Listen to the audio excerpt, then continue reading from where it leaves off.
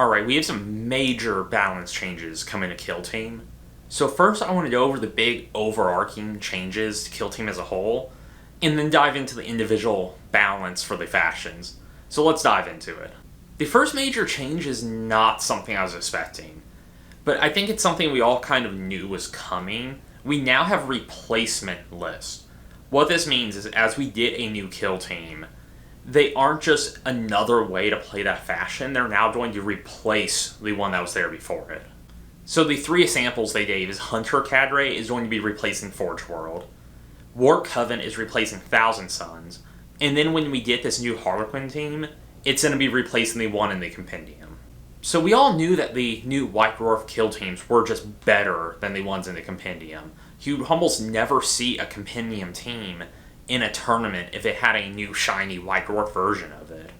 But I guess this does confirm that the Compendium was mostly teams that were just meant to fade away at some point.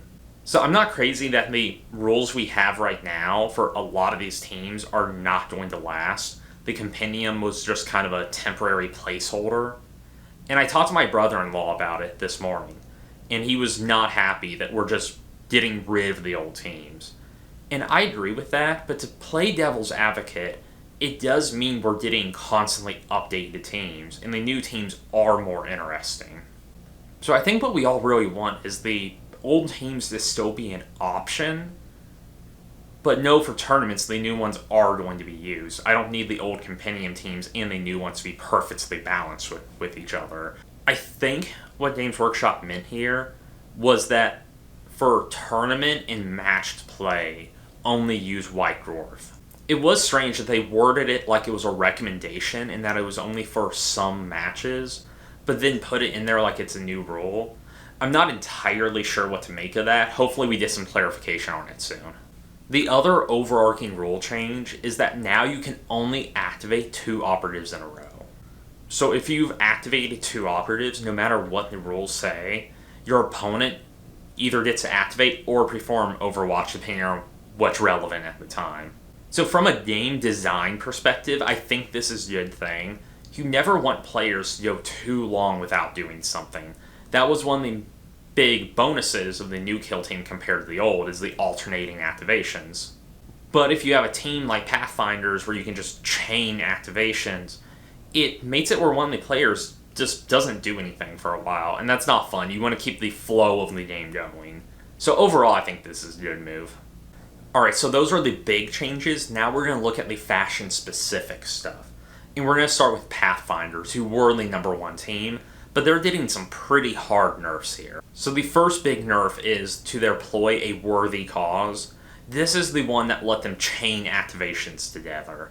So what they did is they upped it to 2 CP, so it takes more resources to actually activate multiple operatives at a time. They redid it where it can only be 2 operatives in a row, which, like I said, for the big rule change, that's kind of doubling up on that, but they just want to enforce that you can only do 2 at a time. And it's limited to once per battle.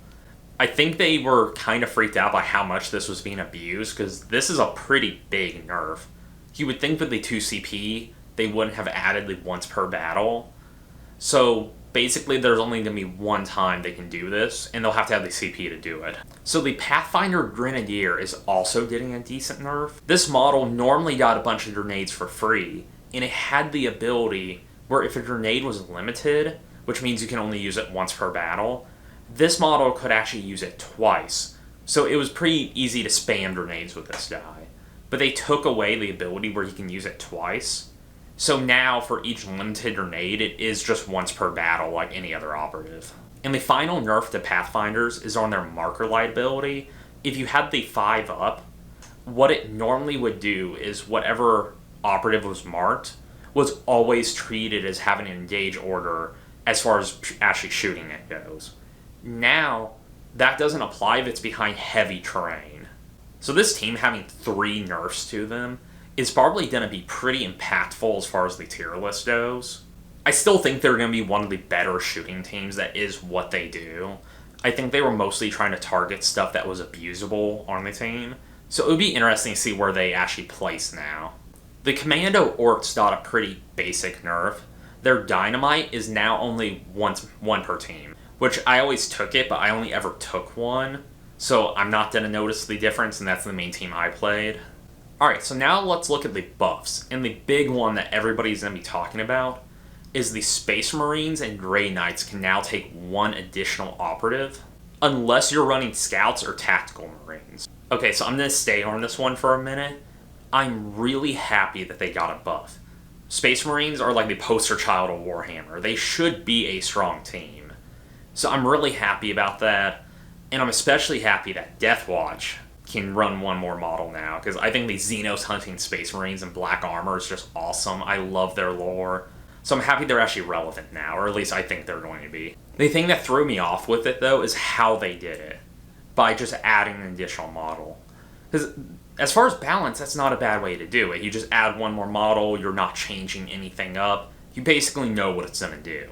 And ignoring the fact that I want them to be a smaller, more elite force, there is one weird thing that happens when you add one more model. And that's that I thought part of the genius of how they did Kill Team was basically every team was you buy one boss, and that's your fire team. But now some of these teams won't be one boss anymore. You'll buy that, and then you'll have to buy one more entire full-size kit for one model to flush out your kill team. So that is going to be annoying if you don't already have models for it. The fact that if you're a new player, you're going to have to buy 2 kits, and most of them won't be used. So I don't think it's as new player friendly. I imagine this is kind of a band-aid solution, and they're going to do pretty major changes to Space Marines in the future. So like I said, I have mixed feelings. I'm really glad they're getting a buff, but I don't like the fact that it's not a one-boss kill team now, at least for some of them. So let me know in the comments how you all feel about this, if you think it's worth it just to have Space Marines actually be good now, or if you wish they would have just buffed the individual models. So just let me know what you think. Okay, mini rant over, let's get back to the updates. So Death Guard has a situational buff. If you run one team of Plague Marines and one team of Postwalkers, there's no difference, same amount of models. But if you run a full Plague Marine kill team, you get one additional Plague Marine. And the individual Plague Marines are pretty strong, so that should really help that team out. I've always thought Death Guard is one of the best beginner kill teams, just because they're slow, they're tanky, it lets you make mistakes, and you don't get punished as badly for that. So this really should make them possibly the best beginner kill team. Okay, Craftworld has it where every fire team can take an additional warrior, because for some reason Games Workshop has just fallen in love with Eldar recently. They hadn't updated them since like World War II, and now they're pushing all their teams to top tier. It's kind of weird, but Eldar players are in a good spot right now. And the final buff will be to Necrons. So the flayed ones, their claws are getting 1 extra damage on their normal and their crit attack, so just 1 damage all the time. But the thing that's cool is Reanimation Protocol is now 0 CP. So basically, once per turning point, you can use Reanimation Protocol for free. You don't have to reserve CP in order to use it. So Reanimation Protocol is one of the things that really gives Necrons their personality. I've seen it a lot where the Necron player won't have CP or won't want to save it for Reanimation Protocol, so they just don't use it. So I think this is really going to make them play more like their fluff. So I'm excited that they're doing this change. I think it's going to be pretty cool. Alright, so that's it as far as balance changes. I'm interested to see if Space Marines will actually be mid-tier or good now, and then to see how far this knocks the Pathfinders down, if it even does. If you enjoyed this video, make sure to like and subscribe, and I'll see you in my next video.